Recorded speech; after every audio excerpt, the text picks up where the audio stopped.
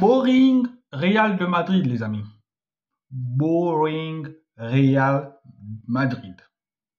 Oui, le Real Madrid a certes gagné son match d'entrée, première journée de Liga, ils étaient à la maison, ils étaient à Santiago Bernabéu, le public était là et il fallait gagner, il fallait prendre les 3 points, d'autant plus que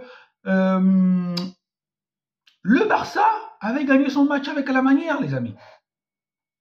L'objectif pour le Real, c'était prendre les 3 points. Parce que si vous me dites que le Real a mis merengue, si vous me dites que ce soir, le Real a pris les 3 points avec la manière, je dis non, les gars. Vous vous mentez à vous-même.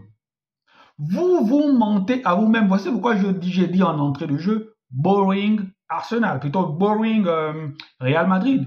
C'était un Real Madrid ennuyeux. Un Real Madrid qui ronronnait. Certes, ils avaient la possession de balle. Certes, ils avaient l'occupation rationnelle du ballon, parce qu'en face, il n'y avait personne.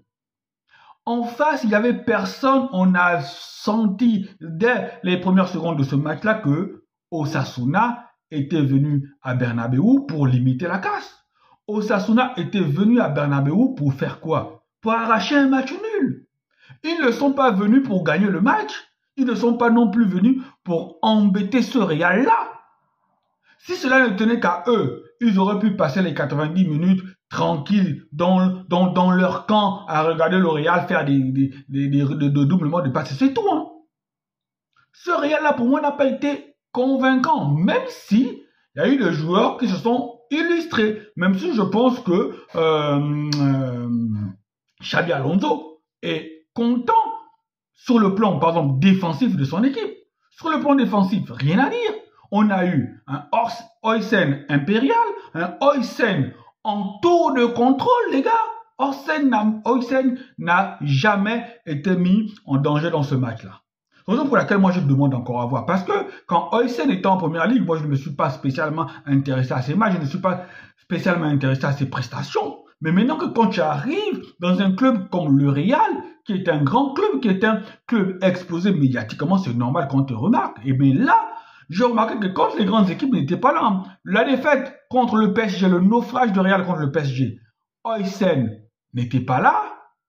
Aujourd'hui, c'est un match contre une équipe modeste, c'est normal que Oysen brille, un peu comme toute l'équipe. Tour de contrôle, Oysen, Militao, qui revient bien, il a fait quelques petits erreurs de jugement, mais il était là, il était présent. Carreras, je l'ai trouvé mobile, je l'ai trouvé impliqué, j'ai aimé ses dédoublements avec Vinicius, donc le côté Vinicius Carreras a très bien fonctionné, alors que de l'autre côté, j'ai trouvé Trent Alexander-Arnold un peu timide, il avait sur son couloir Brahim Diaz, ils n'ont pas vraiment combiné entre Brahim Diaz et Alexander Arnold, Brahim Diaz aussi que je trouvais un peu transparent dans ce match-là. Donc, le côté Trent Alexander-Arnold, Brahim Diaz, eh bien, ça n'a pas été tellement en vue ce soir. Et après, la seule arme offensive de ce Real-là, c'est Kylian Mbappé. Offensivement, c'est faible. Offensivement, c'est pauvre. On aurait pu jouer 30 minutes de plus, je vous dis qu'il ne se serait rien passé. Offensivement, c'est pauvre. Si Kylian Mbappé... En fait, la lumière ne pouvait venir que de Kylian Mbappé. La lumière ne pouvait venir que de Kylian Mbappé parce que sans lui, cette équipe-là, je le dis bien encore, offensivement, il n'y a rien. Même la créativité a disparu de cette équipe-là. Vinicius, qui était le créateur, il n'y a plus de créativité avec Vinicius. Et je le dis, hein, en vous regardant droit dans les yeux.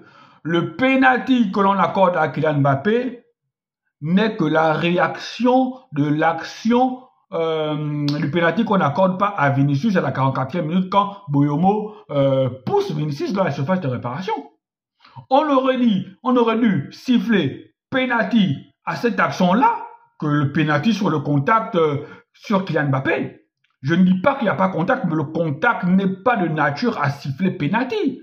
Donc pour moi, à ce niveau-là, j'ai dit bon, simplement l'arbitre a fait une réparation. Mais à part cette action-là, je dis, offensivement, c'est faible. Et Kylian Mbappé, c'est aujourd'hui l'unique arme offensive de ce Real Madrid-là. Est-ce que ça va être suffisant sur la scène européenne? Je ne sais pas. Et est-ce que ça va être suffisant en Liga? J'en suis pas sûr. Je n'en suis pas sûr et suivez mon regard. Après, Mastantuono, les amis. Parce que dans ce match-là, oui, on a eu les débuts de Mastantuono, on a eu le retour de Carvajal, oui, mais Mastantuono, je le trouvais très bien. Les minutes qu'il a eu à jouer, il les a bonifiées. Mastantuono, mais il a la rage, hein, les gars. Il a, pour moi, l'ADN Real de Madrid estampillé en lui. Oui, il a la grinta argentine, déjà. Ça, c'est un des pas. Déjà, quand tu as la grinta argentine, et tu es encore dans un club comme le Real de Madrid, bah, ça match, hein. Ça match. Il a été bien, il a fait des bonnes choses, récupération de balles, combativité, agressivité dans le bon sens. Oui, Mastantuono, je l'ai trouvé. Et après, on a eu un Arda Güler qui a fait un bon match.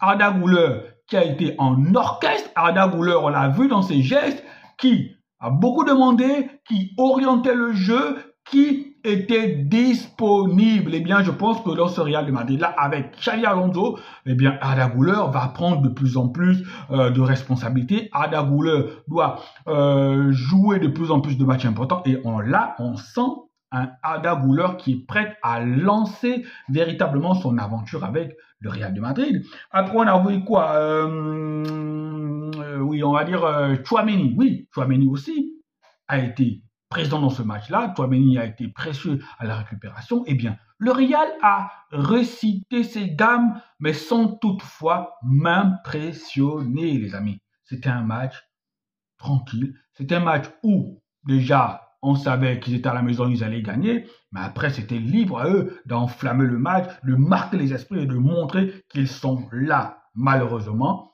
ça n'a pas été le cas. Mais ils ont pris les 3 points. C'est déjà le plus important. En tout cas, le plus important, c'est de bien commencer. Là où l'Atlético Madrid commence par une défaite, eh bien, quand votre rival a gagné, vous devez aussi de gagner. Allez, amis merengues, réjouissez-vous, vous avez eu les 3 points, mais la lutte continue et je pense que cette saison-là, le FC Barcelone, eh bien, on n'a pas trop de soucis à se faire. Peut-être qu'avec le temps, cette équipe-là va mieux jouer, mieux dominer ses adversaires, mais pour l'instant, ce que je viens de voir là, ça ne m'a pas impressionné. Allez, ciao, ciao!